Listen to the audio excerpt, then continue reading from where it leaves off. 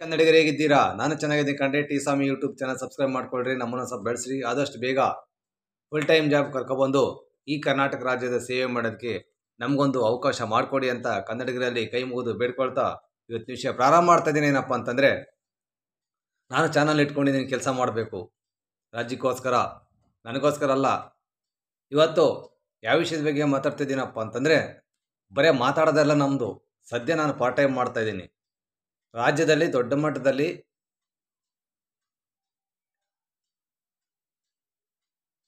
ಕೆಲಸವನ್ನು ಈ ಚಾನಲ್ ಮಾಡುತ್ತೆ. ಸದ್ಯ ಈ ಪಾರ್ಟ್ ಟೈಮ್ ಜಾಬಾಗಿ ಮಾಡ್ತಾ ಇದ್ದೇನೆ. ಯಾವ ರಾಜಕಾರಣಿಯಿಂದ ನೋಡೋಲ್ಲ, ಯಾರನ್ನೂ ನೋಡೋದಿಲ್ಲ. ಈ ರಾಜ್ಯಕ್ಕೋಸ್ಕರ ನನ್ನ ಚಾನಲು ಪಾರದರ್ಶಕ ಕೆಲಸ ಮಾಡುತ್ತೆ. ಇವತ್ತು ಯಾವ ವಿಷಯದ ಬಗ್ಗೆ ಮಾತಾಡ್ತಿದ್ದೀನಪ್ಪ ಅಂತಂದರೆ,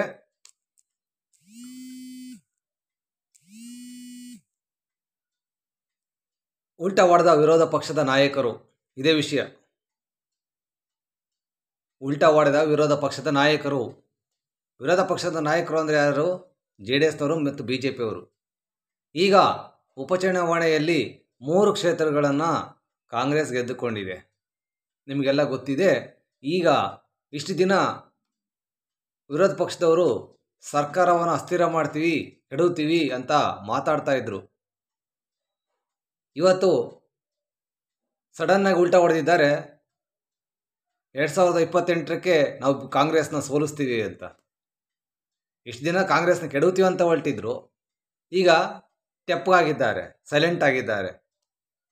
ನಿನ್ನೆ ಕುಮಾರಸ್ವಾಮಿ ಅವರು ಹೇಳಿದ್ದಾರೆ 2028ರಲ್ಲಿ ನಾವು ಕಾಂಗ್ರೆಸ್ನ ಸೋಲಿಸ್ತೀವಿ ಅಂತ. ರಮೇಶ್ ಜಾರಕಿಹೊಳಿ ಅವರು ಹೇಳಿದ್ದಾರೆ 2028ರಲ್ಲಿ ಕಾಂಗ್ರೆಸ್ನ ಸೋಲಿಸ್ತೀವಿ ಅಂತ. ಅಂದರೆ ಇಲ್ಲಿ ಸರ್ಕಾರ ಕೆಡವ ಕೆಲಸ ಬಿಟ್ಟಿದ್ದಾರೆ ಅಂತ. ಕಾಂಗ್ರೆಸ್ ಸರ್ಕಾರವನ್ನು ಅಸ್ಥಿರ ಮಾಡುವಂಥ ಕೆಲಸಕ್ಕೆ ಕೈ ಹಾಕಿದ್ರಲ್ಲ ಈ ರಣೇಡಿ ವಿರೋಧ ಪಕ್ಷದವರು, ಇವಾಗ ಅದನ್ನು ಕೈ ಬಿಟ್ಟಿದ್ದಾರೆ.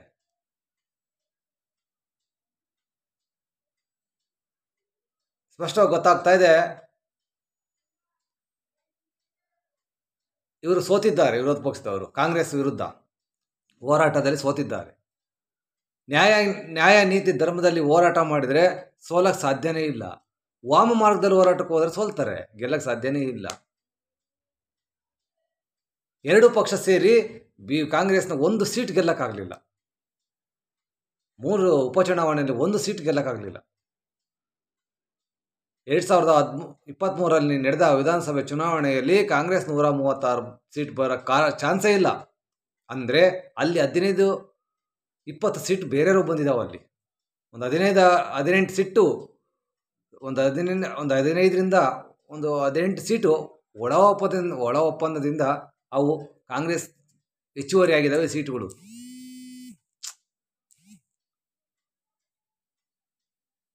ಇಲ್ಲಿ ಕಾಂಗ್ರೆಸ್ನ ಗೆಲ್ಲಿಸ್ಬಿಟ್ಟು ಕಾಂಗ್ರೆಸ್ಗೆ ಒಂದು 15 ಸೀಟು ಗೆಲ್ಲೋದಕ್ಕೆ ಕಾರಣರಾಗಿಬಿಟ್ಟು ಅತ್ಲಾಗೆ ಕಾಂಗ್ರೆಸ್ನ ಗೆಲ್ಲಿಸ್ಬಿಟ್ಟು ಇತ್ಲ ಮೋದಿ ಜೊತೆಗೆ ಹೊಂದಾಣಿಕೆ ಮಾಡ್ಕೊಂಡಿದ್ದಾರೆ. ನಾನು ಸೈಕಾಲಜಿ ಸ್ಟೂಡೆಂಟ್. ಈ ರಣೇಡಿ ಕೆಲಸ ಯಾರೂ ಮಾಡಬಾರ್ದು. ಇವತ್ತು BJPಯವರಿಗೆ JDSನವ್ರಿಗೆ ಗೊತ್ತಾಗಿದೆ, ಕಾಂಗ್ರೆಸ್ ಸರ್ಕಾರವನ್ನು ಅಸ್ಥಿರ ಮಾಡೋಕ್ಕೆ ಹೋದರೆ ನಮಗೆ ಅಡ್ರೆಸ್ ಇರಲ್ಲ ಅಂತ ಗೊತ್ತಾಗಿದೆ. ಕಾಂಗ್ರೆಸ್ ಸರ್ಕಾರವನ್ನು ಕೆಡವಕ್ಕೆ ಹೋದರೆ ಮುಂದೆ ನಾವು 2028ರಲ್ಲಿ ಗೆಲ್ಲೋದಕ್ಕೆ ಸಾಧ್ಯನೇ ಇಲ್ಲ ಅಂತ ಇವ್ರಿಗೆ ಗೊತ್ತಾಗ್ಬಿಟ್ಟಿದೆ. ಹಾಗಾಗಿ ಇವ್ರು ಸೈಲೆಂಟ್ ಆಗಿ ಹೋಗ್ಬಿಟ್ಟವ್ರೆ.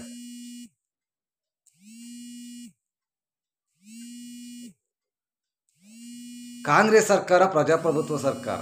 ನಾನು BJP ಕಾರ್ಯಕರ್ತ ಮಾತಾಡ್ತಾ ಇದ್ದೀನಿ. ಒಂದು ಲೆಕ್ಕದ ನೋಡಿದ್ರೆ ನಾವು BJP ಹಂಗಂತ ಹೇಳ್ಬಿಟ್ಟು ಇನ್ನೊಬ್ಬರ ಮನೆ ಹೊಡೆದ್ಬಿಟ್ಟು ನಮ್ಮನೆ ಬೆಳೆಸ್ಕೊಳ್ಳುವಂಥ ಅವಶ್ಯಕತೆ ನಮಗಿಲ್ಲ. ನಾವು ನ್ಯಾಯ ನೀತಿ ಧರ್ಮದಲ್ಲಿ ದುಡಿದು BJPಯನ್ನು ಅಧಿಕಾರಕ್ಕೆ ತರ್ತೇವೆ. ಇದು BJP ಕಾರ್ಯಕರ್ತರ ಸಿದ್ಧಾಂತ. ಇನ್ನೊಬ್ಬರ ಪಕ್ಷ ಸರ್ಕಾರ ಕೆಡಿಬಿಟ್ಟು ಇನ್ನೊಬ್ಬರ ಮನೆ ಹೊಡೆದ್ಬಿಟ್ಟು ನಮ್ಮನೆ ಕಟ್ಟುವಂಥ ಅವಶ್ಯಕತೆ ನಮಗಿಲ್ಲ. ಕರ್ನಾಟಕದ ಜನತೆ ಕಾಂಗ್ರೆಸ್ ಸರ್ಕಾರಕ್ಕೆ ಆಶೀರ್ವಾದ ಮಾಡಿದ್ದಾರೆ. ಅದು ಸಂವಿಧಾನ ಪರ ಸರ್ಕಾರ, ಪ್ರಜಾಪ್ರಭುತ್ವ ಸರ್ಕಾರವಾಗಿ ಕಾಂಗ್ರೆಸ್ ಸರ್ಕಾರ ಇವತ್ತು ರೂಪುಗೊಂಡಿದೆ. ಅದು 5 ವರ್ಷ ಆಡಳಿತ ಕೊಡಲಿ, ನಮ್ಮ ಅಭ್ಯಂತರ ಏನಿಲ್ಲ ಅಂತ ಜನಗಳ ಅಭಿಪ್ರಾಯ. ಆದರೆ ಪ್ರಜಾಪ್ರಭುತ್ವ ಸರ್ಕಾರವನ್ನು ಯಾಕೆ ಅಲ್ಲಾಡ್ಸಕ್ಕೆ ಹೋಗ್ತಾ ಇದ್ದಾರೆ ಅಂತ ಜನಗಳೇ ಮಾತಾಡ್ತಾ ಇದ್ದಾರೆ. ಬಿಡಿ, ಅವ್ರ ಪಾಡಿಗೆ ಅವ್ರು ಆಡಳಿತ ಮಾಡ್ಕೊಳ್ಳಿ.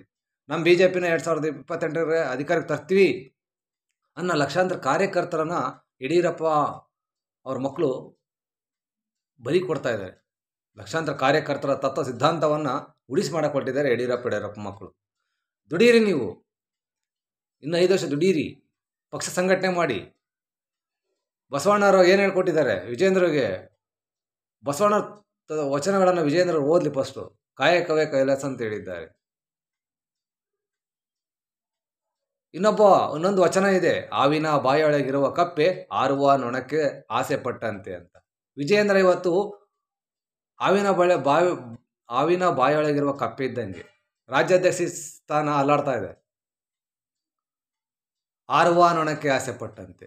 ವಿಜೇಂದ್ರ ಆಲ್ರೆಡಿ ಆವಿನ ಕಪ್ಪೆ, ವಿಜೇಂದ್ರ ಕಪ್ಪೆ ಆವಿನ ಬಾಯಿ ಒಳಗೆ ಇದ್ದಾನೆ.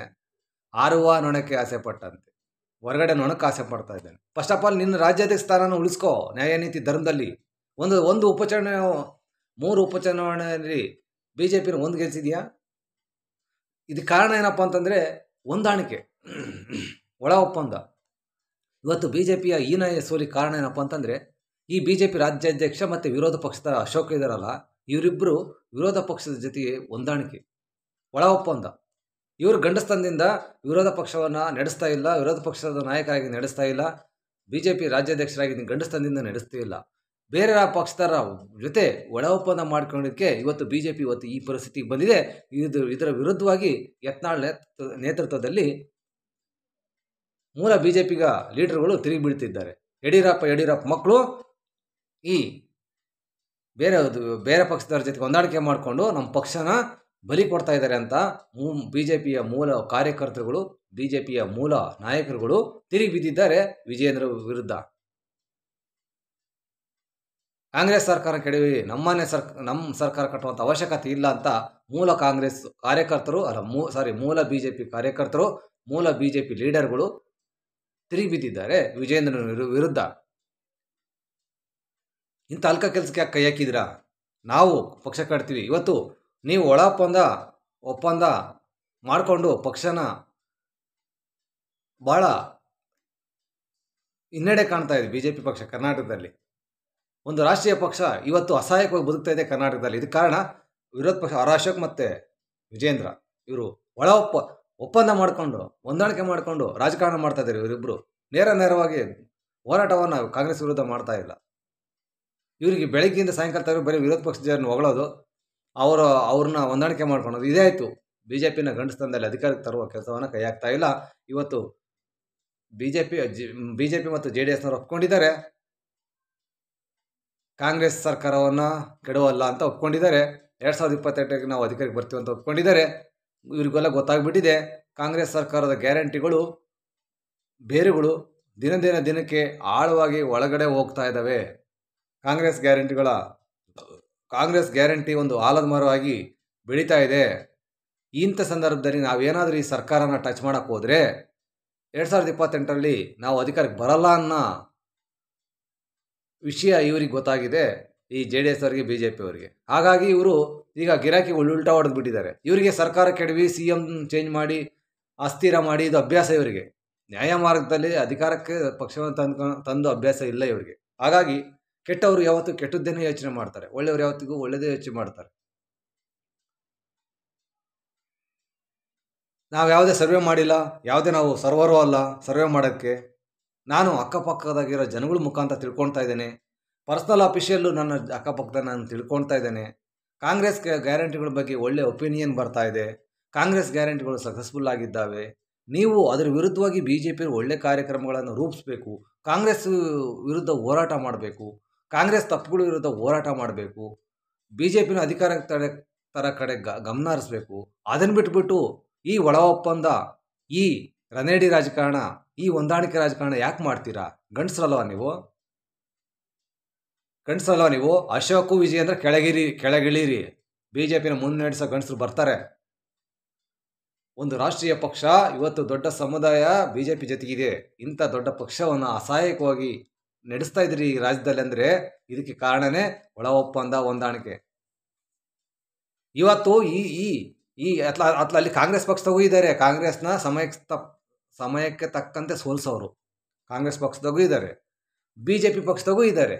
ಸಮಯಕ್ಕೆ ತಕ್ಕಂತೆ ಸೋಲಿಸೋರು ಹೊಂದಾಣಿಕೆ ಮಾಡಿಕೊಂಡು. ಈ ಹೊಂದಾಣಿಕೆ ಗಿರಾಕಿಗಳನ್ನ ಕಾಂಗ್ರೆಸ್ಸೂ ಒದ್ದೊಡಿಸ್ಬೇಕು.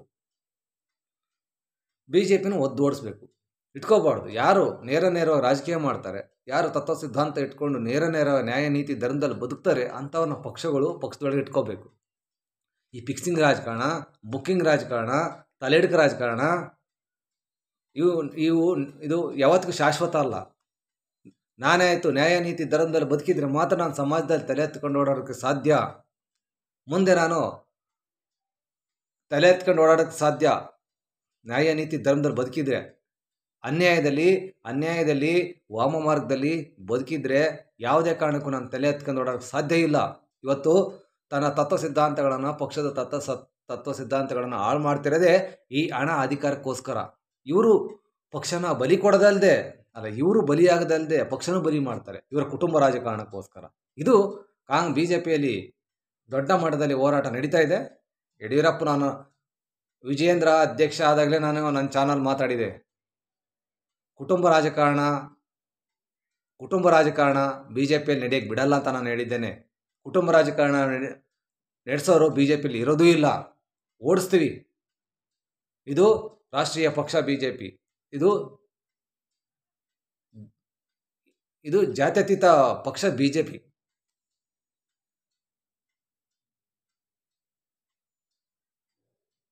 ಇದೇನು ಯಡಿಯೂರಪ್ಪ ಕಟ್ಟಿದ ಬಿ ಜೆ ಪಿ ಅಲ್ಲ. ವಿಜೇಂದ್ರನಿಗೆ ತರಾತುರಿಯಲ್ಲಿ ವಾಮ ಮಾರ್ಗದಲ್ಲಿ, ಅನ್ಯಾಯ ಮಾರ್ಗದಲ್ಲಿ ರಾಜ್ಯಾಧ್ಯಕ್ಷ ಆಗೋದು ಏನಿತ್ತು? ನ್ಯಾಯ ಮಾರ್ಗದಲ್ಲಿ ರಾಜ್ಯಾಧ್ಯಕ್ಷ ಆಗ್ಬೋದಾಗಿತ್ತು. ಇನ್ನು ವಯಸ್ಸು ಚಿಕ್ಕದಿದೆ. ಒಂದು ಸರಿ ಎಮ್ ಎಲ್ ಎ ಆಗಿ 2-3 ವರ್ಷಕ್ಕೆ ಆಗಲೇ ಅಲ್ಲಿ ರಾಜ್ಯಾಧ್ಯಕ್ಷ ಅಂದರೆ ಇದು ವಾಮ ಮಾರ್ಗ, ಅನ್ಯಾಯ ಮಾರ್ಗ ಅಂತ. ನಾವು ಬಯಸೋದು ನ್ಯಾಯ ಮಾರ್ಗನ.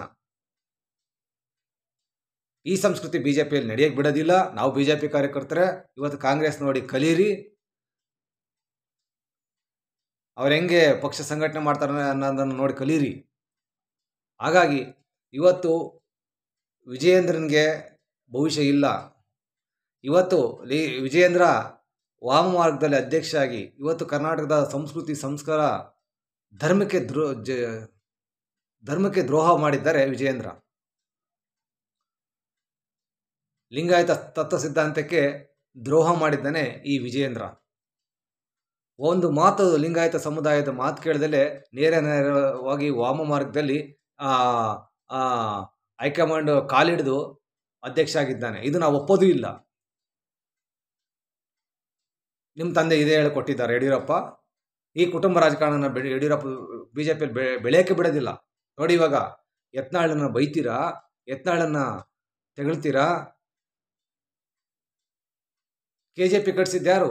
ಯತ್ನಾಳಷ್ಟು ನ್ಯಾಯ ನೀತಿ ಧರ್ಮದಲ್ಲಿ ಬದುಕಿ ತೋರಿಸಿ ವಿಜೇಂದ್ರ. KJP ಕಟ್ಸಿದ್ಯಾರು ಅಂತ ಇಡೀ ರಾಜ್ಯದ ಜನತೆ ಗೊತ್ತಿದೆ. ಜನಾರ್ದನ ರೆಡ್ಡಿನ ಮುಂದೆ ಇಟ್ಟು ಇದೇ ಯಡಿಯೂರಪ್ಪ ಟೀಮ್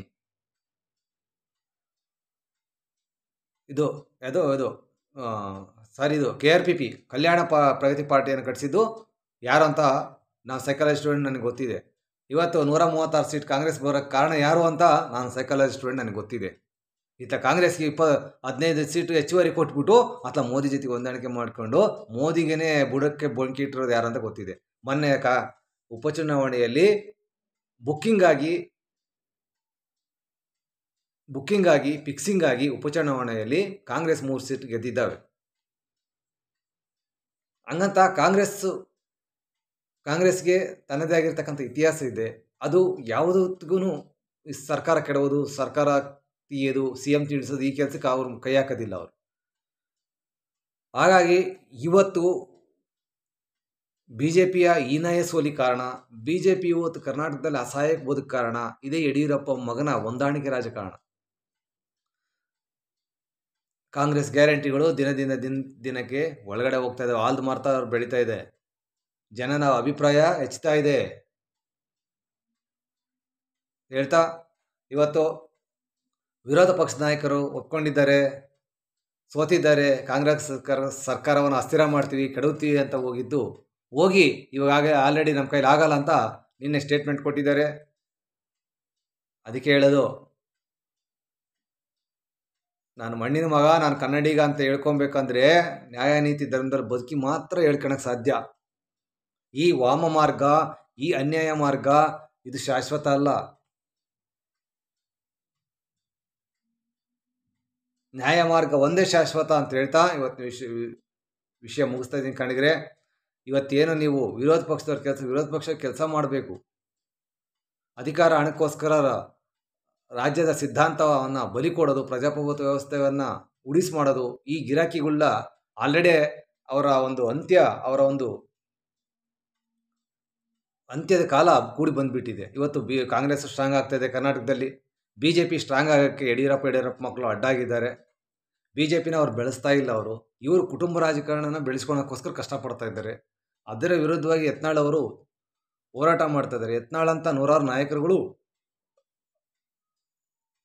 ಹೋರಾಟ ಮಾಡ್ತಾ ಇದ್ದಾರೆ. ಕಾರಣ ಅದು ಫಿಕ್ಸಿಂಗು, ಹೊಂದಾಣಿಕೆ ರಾಜಕಾರಣ ಬೇಡ, ನಾವು ಗಂಡಸಿದ್ವಿ BJPಯವರು, ನಾವು BJPನ ಮುಂದಕ್ಕೆ ಅಧಿಕಾರಕ್ಕೆ ತರ್ತೀವಿ ಅಂತ ಇವತ್ತು BJPಯ ಮೂಲ ಕಾರ್ಯಕರ್ತರು, BJPಯ ಮೂಲ ನಾಯಕರುಗಳು ತಿರುಗಿ ಬಿದ್ದಿದ್ದಾರೆ ಈ ಕುಟುಂಬ ರಾಜಕಾರಣಿ ಯಡಿಯೂರಪ್ಪ ವಿರುದ್ಧ ಅಂತ ಹೇಳ್ತಾ ಇವತ್ತು ವಿಷಯ ಮುಗಿಸ್ತಾ ಇದ್ದೀನಿ.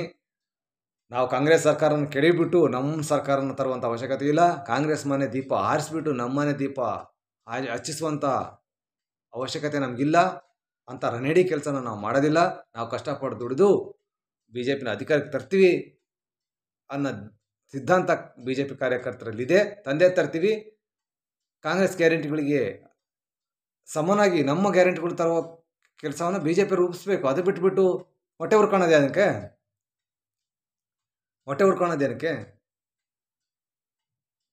ಯಾವನೋ ಬಂದುಬಿಡ್ತಾರೆ, ಡೆಲ್ಲಿಯಿಂದ ಬರ್ತಾರೆ, ಯಾವನೋ ಮನೆಗೆ ಹೋಗ್ತಾರೆ, ಯಾವನ ಮನೆಗೆ ಡೆಲ್ಲಿ ಹೈಕಮಾಂಡ್ ಬರುತ್ತೆ, ಯಾವನ ಮನೆಗೆ ಹೋಗ್ಬಿಟ್ಟು ಟೀ ಕುಡಿತಾರೆ, ತಿಂಡಿ ತಿಂತಾರೆ, ಯಾವನ ಮಾತು ಕೇಳ್ಬಿಟ್ಟು ಡೆಲ್ಲಿಗೆ ವಾಪಸ್ ಹೋಗ್ತಾರೆ. ಇಲ್ಲಿ ಕರ್ನಾಟಕ ಜನರ ಮಾತು ಕೇಳೋದಿಲ್ಲ.